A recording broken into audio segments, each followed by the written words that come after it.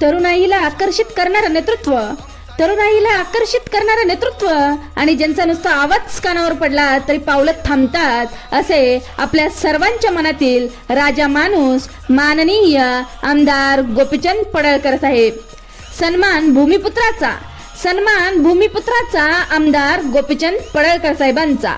आटपाडी तालुक्याचे सुपुत्र, भारतीय जनता पार्टीचे स्टार प्रचारक, बहुजन हृदय सम्राट आमदार गोपीचंद पडळकर साहेब यांनी जत विधानसभा मतदारसंघातून विक्रमी मताधिक्याने विजय मिळवल्याबद्दल भव्य नागरी गौरव सोहळा आटपाडी शहरात आयोजित करण्यात आला आहे.